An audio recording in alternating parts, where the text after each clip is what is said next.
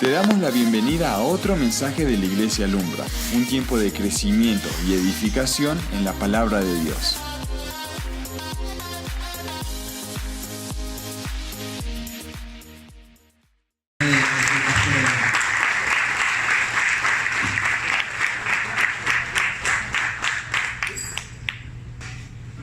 Mi hermano, buenos días. Es un privilegio enorme poder acompañarlos en esta mañana, el haber compartido con Rubén, con Mariana. Como les contaba, mi nombre es Eduardo Ferguson, yo soy uno de los pastores de la iglesia. Vine en su palabra en Río Hacha, pero no vine solo. Aquella morena hermosa que está allá, con esa bebita, es mi esposa y nuestra hija de 2 meses recién el Señor nos ha regalado. Así que vamos entonces a la palabra del Señor. Quiero que me acompañen a Filipenses capítulo 4. Vamos a leer los versículos del 10 al 13. Nos vamos a quedar allí. Filipenses capítulo 4, versículos del 10 al 13. Les leo en la versión Reina Valera 60. ¿Estamos allí? ¿Amén? Muy bien. Filipenses 4, ahí está. Filipenses 4, del 10 al 13 dice: en gran manera me gocé en el Señor de que ya al fin habéis revivido vuestro cuidado de mí, de lo cual también estabais solícitos, pero os faltaba la oportunidad. No lo digo porque tenga escasez, pues he aprendido a contentarme cualquiera que sea mi situación. Sé vivir humildemente y sé tener abundancia. En todo y por todo estoy enseñado. Ahí la Biblia de las Américas dice: en todo he aprendido el secreto. Así para estar saciado como para tener hambre, así para tener abundancia como para padecer necesidad. Todo lo puedo en Cristo que me fortalece. Acompáñame a orar, por favor. Señor, cuando nos acercamos a tu palabra, necesitamos la iluminación gloriosa de tu Espíritu. Necesitamos que obres en nuestros corazones para que escuchemos con la disposición de obedecer.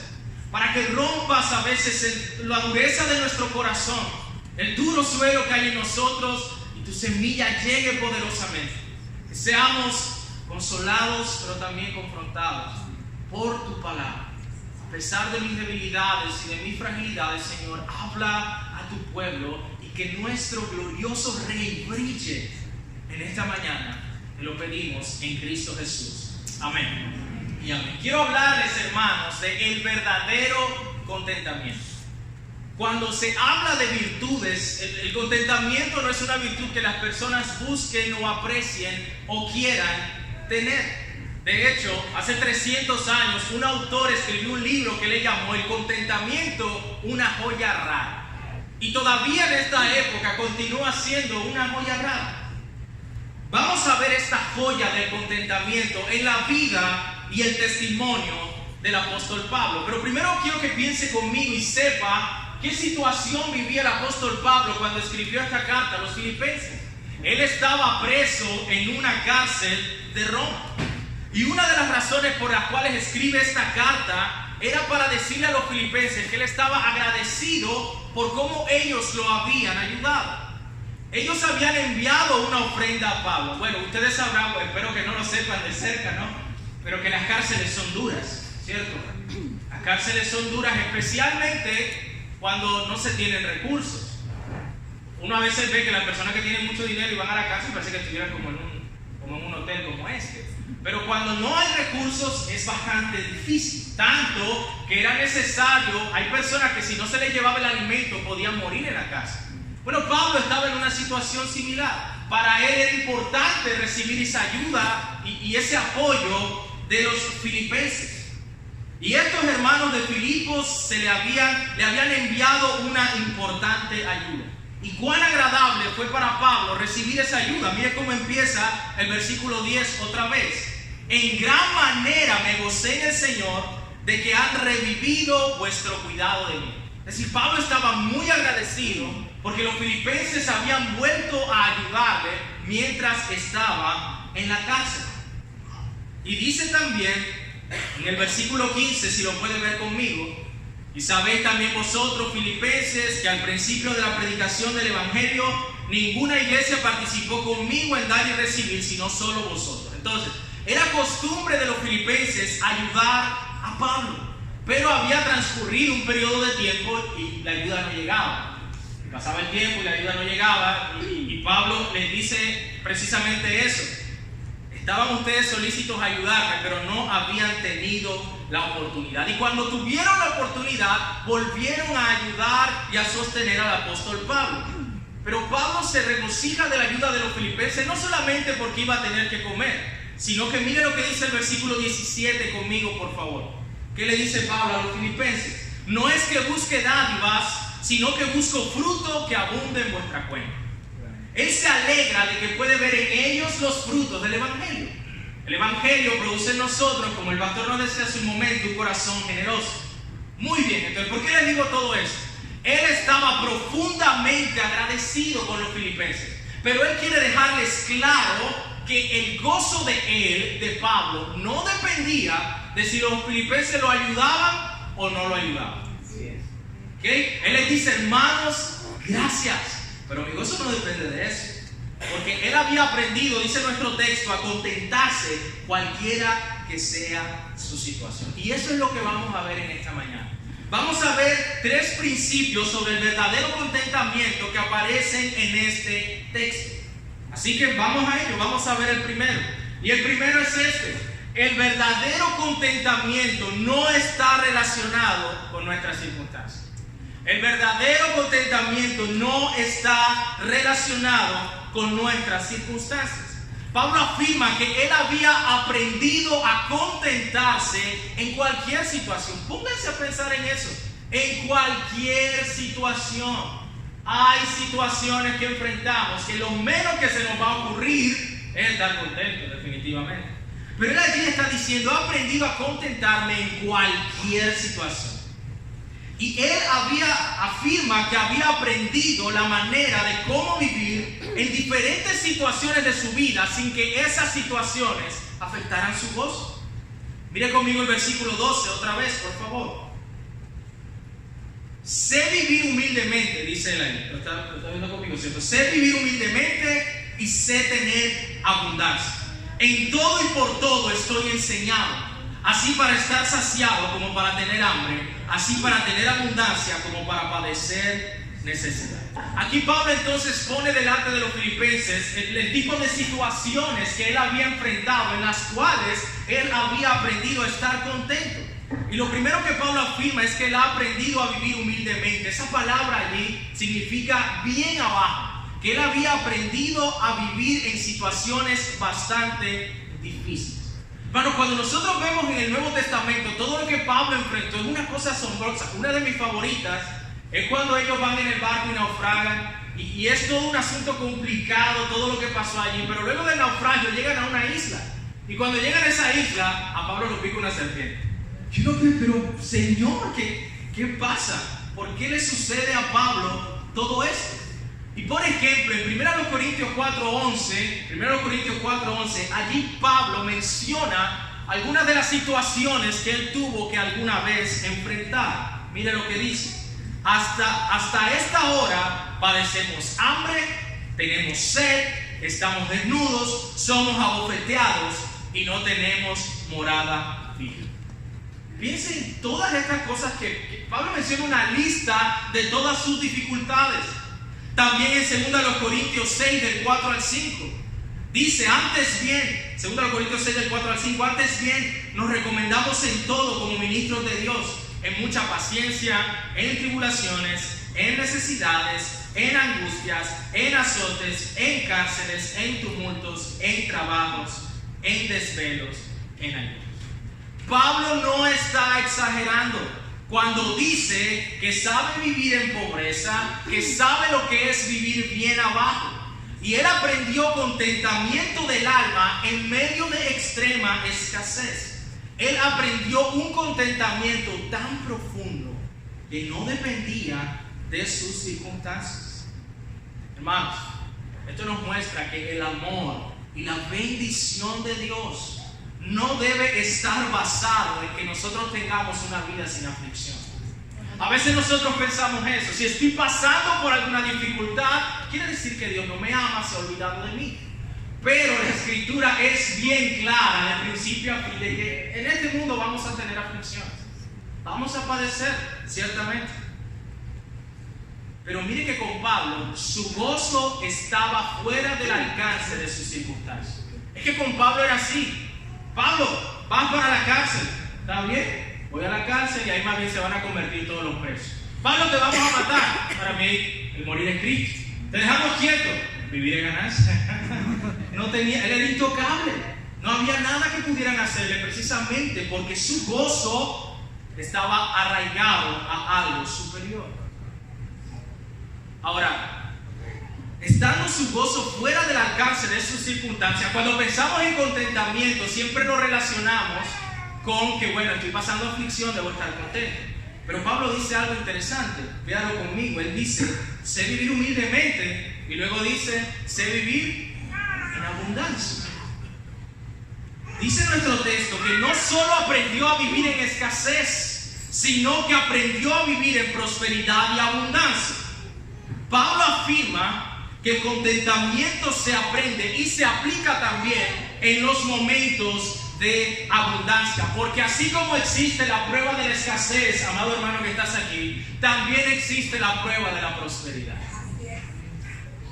El contentamiento en medio de la prosperidad no pareciera algo muy necesario, pero Dios nos dice que nos es necesario practicar el contentamiento tanto en abundancia como en escasez. Principalmente porque el corazón humano nunca está satisfecho, aun cuando esté en abundancia. Aun cuando una persona vive en prosperidad, el corazón está expuesto a pecar de descontento y codicia, de ponerse a murmurar aún en esa situación. Porque hay una enorme diferencia entre ser rico y tener contentamiento del alma. Y la riqueza no tiene la capacidad de producir verdadero contentamiento, sino que más bien la riqueza, la abundancia, trae consigo unas tentaciones particulares. Ya el pastor Rubén nos mostraba en 1 de Timoteo 6, vamos a ir nuevamente allá. 1 Timoteo 6, de los versículos 6 al 10. 1 Timoteo 6, del 6 al 10. Mírelo conmigo, por favor. Este texto nos presenta las tentaciones y pruebas particulares para aquellos que están en prosperidad o abundancia. Mire lo que dice. Pero gran ganancia es la piedad, ¿acompañada de qué? De lo que estamos hablando. Porque nada hemos traído a este mundo y sin duda nada podremos sacar. Así que teniendo sustento y abrigo, estemos contentos con esto. Porque los que quieren enriquecerse caen en tentación y lazo y en muchas codicias necias y dañosas que hunden a los hombres en destrucción y perdición. Porque raíz de todos los males es el amor al dinero, el cual codiciando a algunos se extraviaron de la fe y fueron traspasados de muchos dolores. Ahora, siempre es necesario hacer la claridad, hermanos, de que Dios nos bendice. Él es bueno. Él nos da para nuestras necesidades y es posible que a muchos de ustedes hayan recibido buenas bendiciones de parte de Dios. Pero tenemos una tendencia, o hay una tendencia en este tiempo, de amar más los dones que al dador, de amar más las cosas que a aquel que provee las cosas. En Deuteronomio 8, Dios le dice al pueblo de Israel, mira que yo te doy el poder para hacer la riqueza. ¿Pero qué? ¿Por qué le decía eso?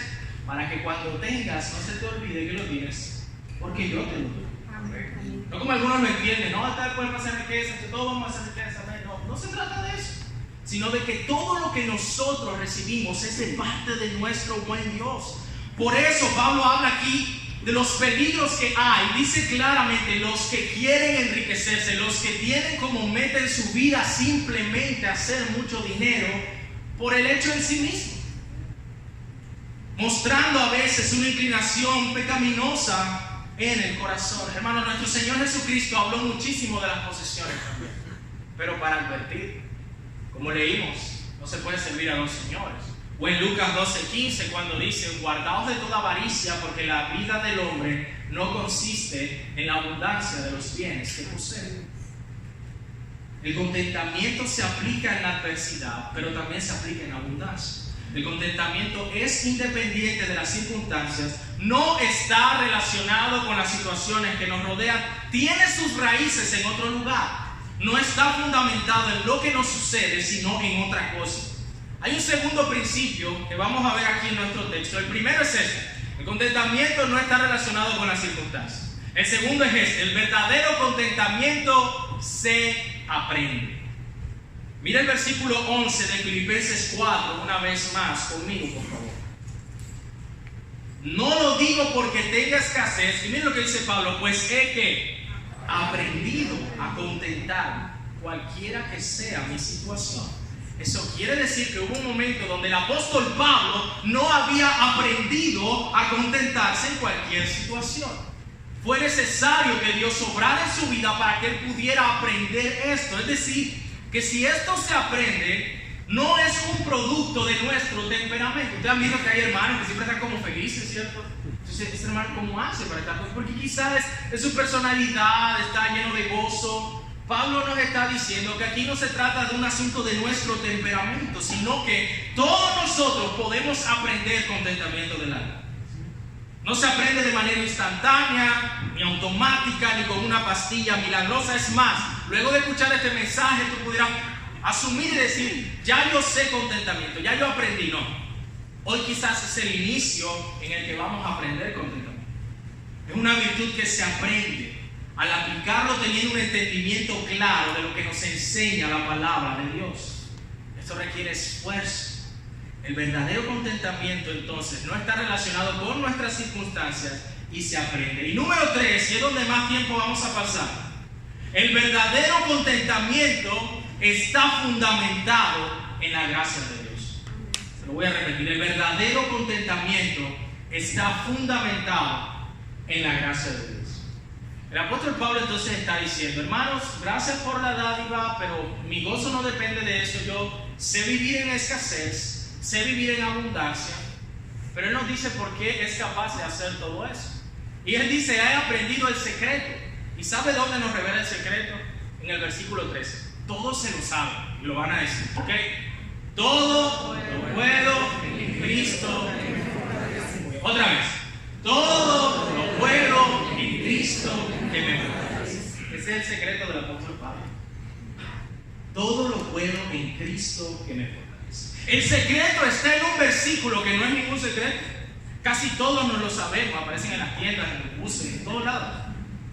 Mucha gente dice, todo lo puedo en Cristo que me fortalece, pero así como es uno de los textos más conocidos y más amados, es uno de los más mal interpretados y mal aplicados. Digo con tristeza, porque hermanos, este pasaje tiene que ser limitado y definido por su contexto. Hay que tomar en cuenta lo que Pablo viene diciendo para que podamos entender correctamente de qué se trata. Mis hermanos, a nosotros no nos gusta que nos saquen de contexto, ¿verdad? Cuando una persona nos cita en una discusión y tú dijiste, yo no dije así, no nos gusta. Pero a veces hacemos esto con la palabra de Dios y encontramos algo que parezca convenirnos. Hermanos, Pablo no está hablando de sus habilidades, ni de tus habilidades. En otras palabras, todo lo puedo que Cristo que me fortalece. Pablo no está diciendo, no hay absolutamente nada que yo no pueda hacer. No está diciendo que si por alguna razón Dios no lo quiera, ninguno de los músicos vino. Tú que nunca has agarrado una guitarra, dices, mira, yo voy a tocar la guitarra, pastor. ¿Y cómo? ¿Por qué? Porque todo lo puede en Cristo que me fortalece. Si mágicamente te llega pues la habilidad de tocar la guitarra. Ustedes saben que no funciona así. Porque si yo debo mucho dinero que en el momento sé, bueno, Dios puede obrar milagros en todo sentido, pero si yo me levanto de la cama y empiezo a repetir con entusiasmo, todo lo puede, eso no se trata de eso. Esto no está implicando, hermanos, que para el cristiano no haya limitaciones. No son palabras para aplicar a todo lo que nuestro corazón desea o a todo obstáculo que aparece en el camino. Porque, hermanos, hay obstáculos que sobrepasan nuestra capacidad. Hay obstáculos que sobrepasan nuestras habilidades y no es por falta de fe. Déjenme ponerle un ejemplo. Tengo unos kilitos de más. ¿Está bien? La última vez que fui al gimnasio fue el año pasado, porque luego nació la bebé y ha estado difícil. Pero digamos que tú me llevas aquí al gimnasio del hotel. Pastor, vamos para qué tal. Y tú me pones un peso que mi cuerpo no está acostumbrado a levantar. Y tú me vas a dar ese peso y yo en la mente estoy todo. Si tú sueltas esas pesas, yo voy para abajo. No importa, porque yo no tengo la capacidad de levantarlo y este versículo no me va a ayudar.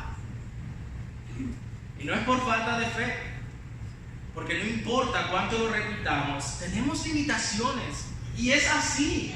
Tú has enfrentado y estás enfrentando quizás cosas que sobrepasan tu capacidad. Y así es, para que dependamos del Señor. Amén. No de nosotros. Pablo dice eso en 2 Corintios 1, en alguna parte del capítulo. Él dice: tuvimos sobre nosotros sentencia de muerte para que la excelencia del poder fuera de Dios y no de nosotros. Cuando el apóstol Pablo dice todo lo puedo en Cristo que me fortalece, debe interpretarse de acuerdo a lo que Pablo viene diciendo. ¿Y sabes qué significa todo lo puedo en Cristo que me fortalece?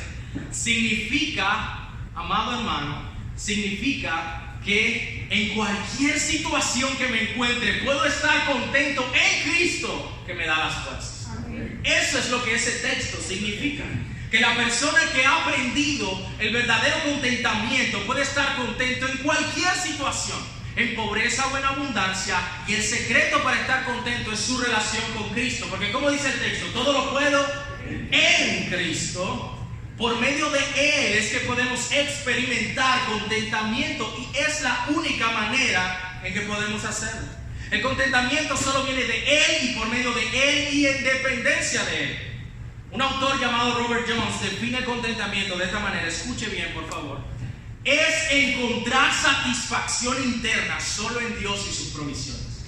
Es regocijarse en que Dios es bueno aun cuando tus circunstancias sean malas.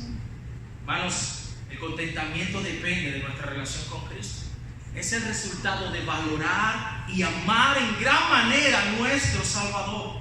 Y es algo que Pablo resalta en esta carta a los Filipenses. Como cuando en el capítulo 1, versículo 21 dice: para mí el vivir es Cristo. O cuando en el capítulo 3, versículo 8, mírenlo aquí conmigo. El capítulo 3 es bien interesante porque él allí presenta una lista de lo que habían sido todos sus logros, todo su estatus, todos sus conocimientos religiosos. Cuando habla de que yo era fariseo, hebreo de hebreos, en cuanto a la ley fariseo, y yo tenía todas estas cosas. Y luego viene el versículo 8, cuando Pablo dice: y ciertamente, aún estimo todas las cosas como pérdida por la excelencia del conocimiento de Cristo Jesús mi Señor, por amor del cual lo he perdido todo y lo tengo por basura para ganar a Cristo. Amén. Él había aprendido contentamiento porque había aprendido a confiar y a depender de Cristo. Aprendió el secreto porque valoró a su Salvador. C.S. Lewis, el autor de las Crónicas de Narnia, dice: no permitas que tu felicidad dependa de aquello que se puede perder, más bien que dependa del único que es el mismo ayer, hoy y por los siglos. Y alguien pudiera pensar: ay, pastor, eso es fácil decirlo porque tú no estás sufriendo lo que yo estoy sufriendo. Eso mismo hace que el hecho de que lo diga Pablo tenga más peso. Porque cuando Pablo escribió estas palabras gloriosas, inspiradas por el Espíritu Santo de Dios, ¿sabe dónde estaba Pablo? Ya le dije, en la cárcel. ¿Y qué podías ver tú en la situación de Pablo?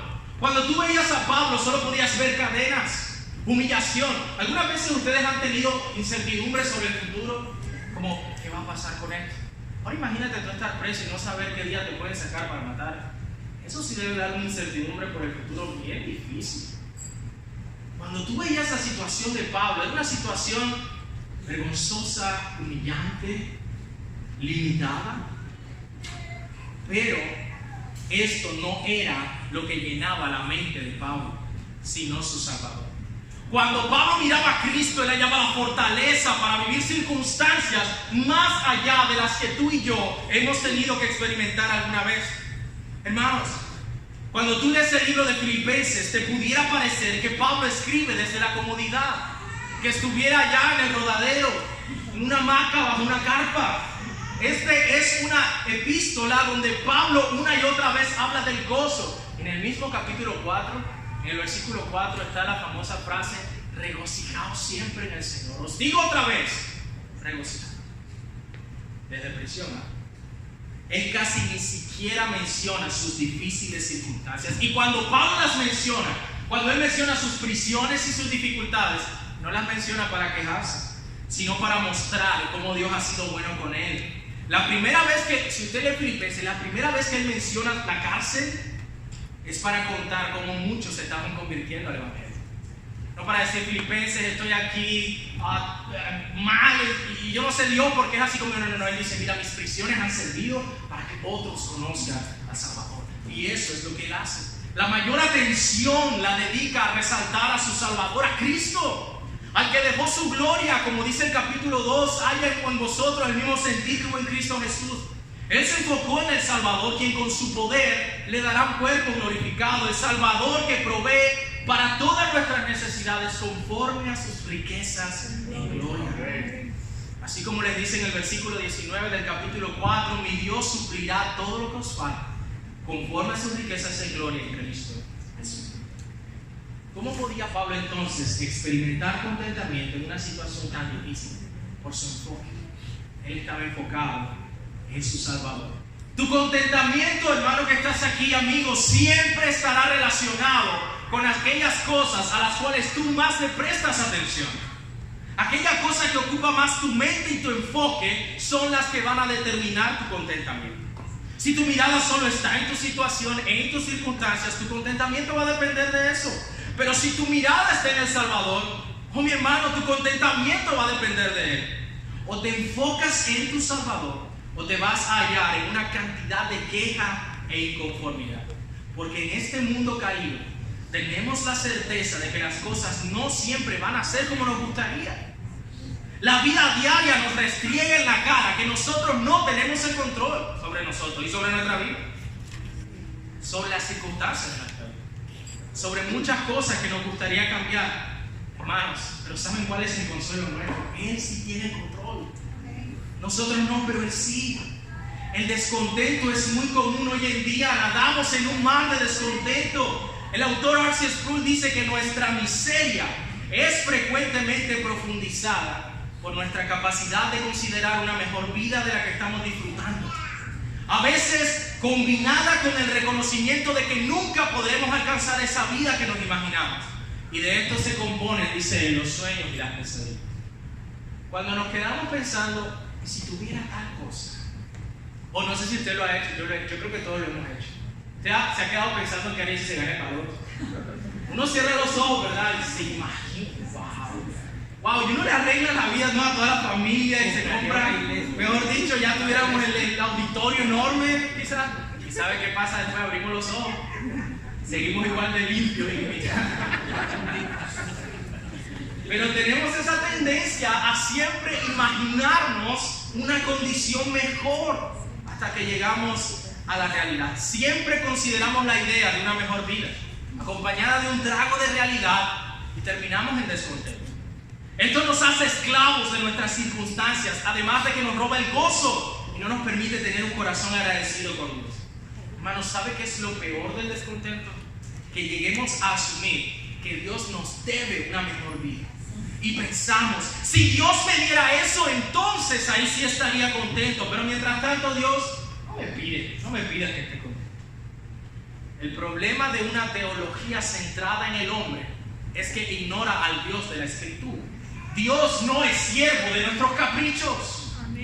Wow, nosotros necesitamos tener eso claro. Hay personas que piensan que Dios existe para darnos todo lo que nuestro corazón desea, como si fuera el genio de la lámpara, no más. No, Él es Señor. Nosotros existimos para Él, no al revés. Pero Él aún así en su gracia nos da lo que necesitamos. Hermano, Dios es bueno. Y aún, déjame decirte que si tú tuvieras todo eso que tú crees que necesitas para ser feliz, si a ti se te diera todo lo que tú quisieras, tú no estarías contento. Si apareciera alguien que te diera todo lo que tú deseas en esta vida, aún así no estarías contento. Y esta quizás es la aplicación más importante que te voy a dar en esta mañana. Si se te olvida todo lo demás, acuérdate de eso. Hazte esta pregunta en tu mente. ¿Qué cosas crees que te faltan para estar contento? No respondas. ¿Qué cosas crees que tú piensas, si yo tuviera esto, o si tal circunstancia cambiara, entonces yo estaría feliz? La respuesta a esa pregunta va a revelar cuál es el ídolo en tu vida.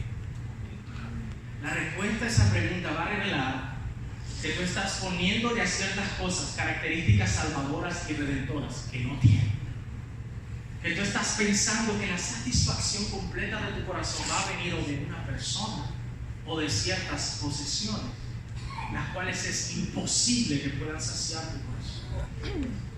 Qué bueno que te hagas esa pregunta. ¿Qué me falta para ser feliz? Y cuando te respondas, vas a darte cuenta que no es otra cosa que un ídolo, que algo creado. Nunca experimentaremos contentamiento si simplemente se nos da lo que nuestro corazón desea. Solo se alcanza si reconocemos las realidades del Evangelio. ¿Y cuáles son las realidades del Evangelio? Hermanos, el Evangelio de la gracia de nuestro Señor Jesucristo empieza afirmando lo que tú y yo nos merecemos. ¿Sabes lo que tú te mereces? Nada. Lo siento, no te mereces absolutamente nada, excepto la ira de Dios por tu pecado. Ahora, imagínate esto conmigo. Imagínate que tú y yo vamos delante del trono del Dios creador del cielo y de la tierra, el juez soberano, contra quien nos hemos rebelado una y otra vez, contra quien hemos pecado constantemente, y nos paramos enfrente de su santidad y le decimos: Señor, dame lo que me corresponde. Yo que tú no harías eso. ¿Qué crees tú que te va a dar? ¿Ah? Condenación, ira y juicio. Yo sé que suena duro, pero eso es lo que la Escritura dice. Que somos pecadores. Que la única razón por la que Dios se ha acercado a nosotros es por su amor y porque el castigo de nuestra maldad fue sobre Cristo. Por eso es que nos podemos relacionar con Él. Solo estaremos contentos cuando reconozcamos que por causa de Cristo Jesús siempre vamos a estar mejor de lo que merecemos. Siempre, mire, el cristiano, así sea que esté en el hueco más profundo, siempre está mejor de lo que merece. Espero que usted pueda entender eso conmigo. La Escritura nos enseña que si Dios nos diera todo lo que nos merecemos, terminaríamos en el infierno. Pero debido a su gran amor, los que han creído en Cristo han recibido gracia y misericordia, bondad y amor. El castigo y la condenación merecida fue cargada en el glorioso Salvador, para que todo aquel que se arrepienta y crea en Cristo sea perdonado y aceptado por Dios como su Hijo. Hermanos, a veces ignoramos con lo que el cristiano cuenta.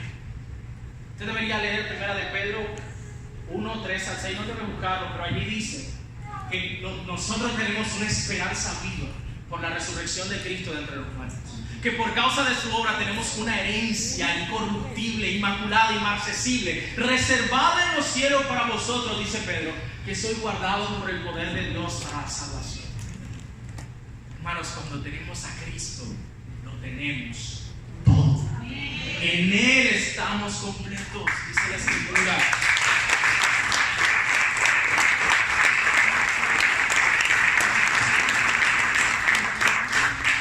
El hombre humilde considera que es una gran misericordia que hoy no esté condenado, que hoy no esté en el infierno, y por eso hoy está contento. Si mi punto de partida es el infierno, entonces eso quiere decir: ¿cómo estás? Estoy fantástico. Cristo me salvó. Estoy mejor de lo que merezco, aun cuando esté pasando por necesidad o por abundancia. Estas cosas pasan a ser irrelevantes.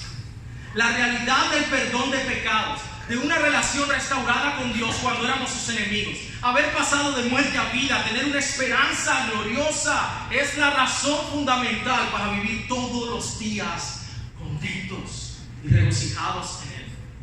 Hermanos, reconocemos que en esta vida se sufre y duele, y tú puedes estar pasando por dificultades. Eso es real. Podemos decir con el salmista: aunque ande en valle de sombra de muerte, no temeré mal, porque tú estarás. Contamos con la presencia de Dios. Hermanos, en cuanto a las cosas que pasamos, nuestras circunstancias suben y bajan como las olas del mar. Pero de una cosa estamos seguros: ninguna condenación hay para los que están en Cristo Jesús. El corazón humilde reconoce que aún en la peor situación que Dios le mande es mejor de lo que merece, y el corazón agradecido puede reconocer misericordia en cualquier circunstancia. Me encanta la historia de Matthew Henry, que es un famoso comentarista. A él una vez lo asaltaron, lo robaron. ¿Alguien le ha atracado aquí alguna vez? A mí una vez me atracaron. No me gustó, hermano. Yo no creo que eso le guste a nadie. Yo vi ese revólver en la cara y... bueno, fue muy chistoso. Yo tenía un dinero en el bolsillo, pero yo, Señor, que salgan de mí. Que salgan de mí. Que salgan de mí. Pero bueno, eso no tiene nada que ver. El punto es que a Matthew Henry lo asaltaron. Y luego él escribió esto en su diario. Escuche. Señor, ayúdame a estar agradecido. Primero, porque nunca antes había sido robado. Segundo, porque aunque se llevaron la billetera, no me quitaron la vida. Y tercero, porque yo fui el robado y no quien robó. ¡Wow! Este hombre podía hallar razones para darle gracias a Dios aún después de haber sido asaltado. El contentamiento es una joya escasa, pero cuán preciosa es para los que la obtienen. Hay algo más que contribuye a que podamos estar contentos. Otra verdad, no solamente la verdad de que como cristianos siempre estamos mejor de lo que merecemos, sino que como creyentes nos encontramos en una situación que es la mejor para nosotros en ese momento. ¿Cómo así? Cuando nos encontramos en situaciones difíciles, nosotros ignoramos muchas cosas.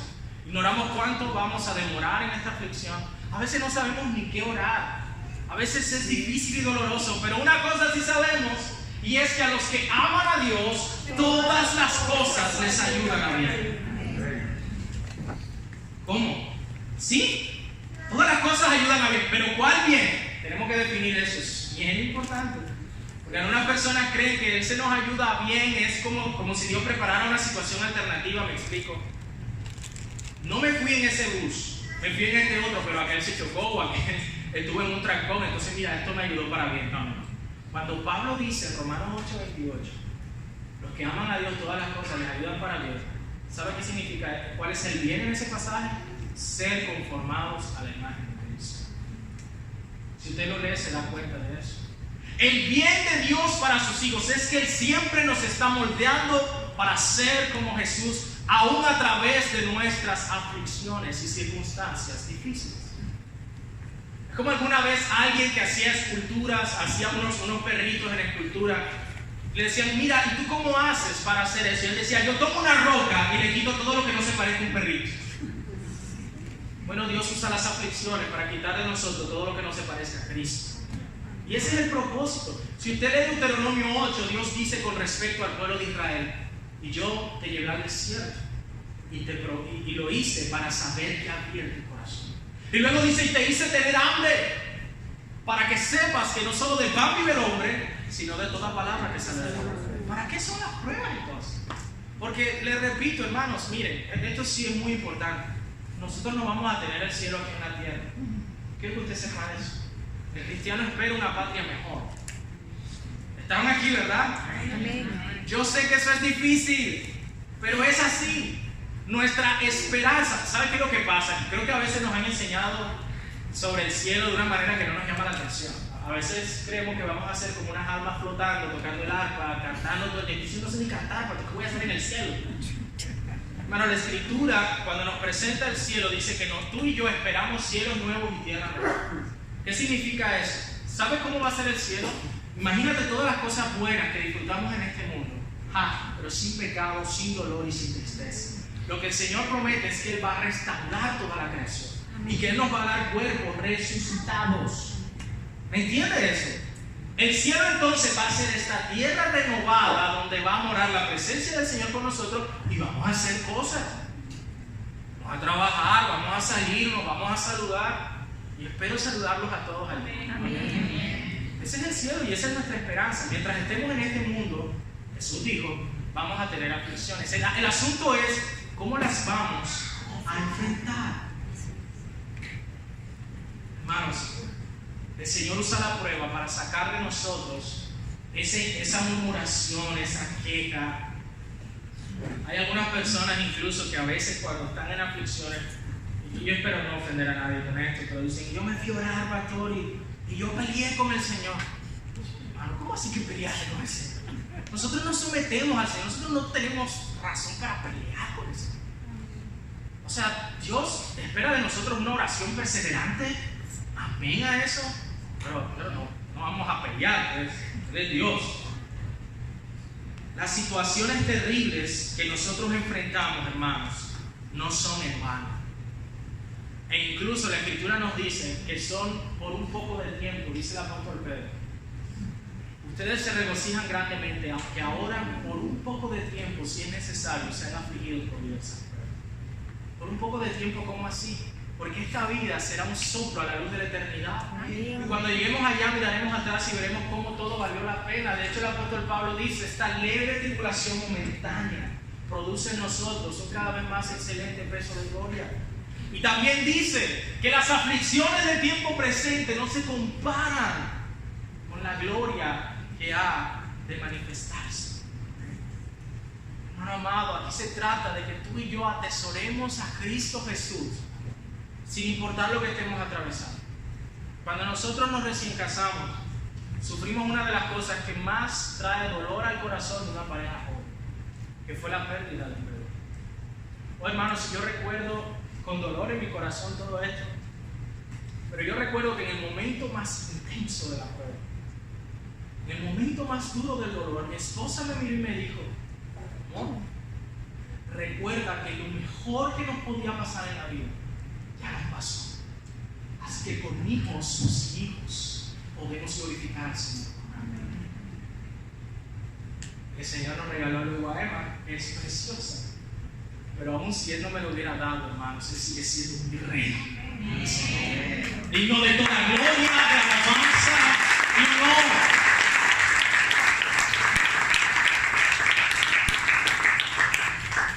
El llamado de Dios para nosotros, hermanos, el llamado de Dios para ti, es que tú aprendas que la felicidad y el gozo de tu corazón solo pueden depender de la roca inconmovible.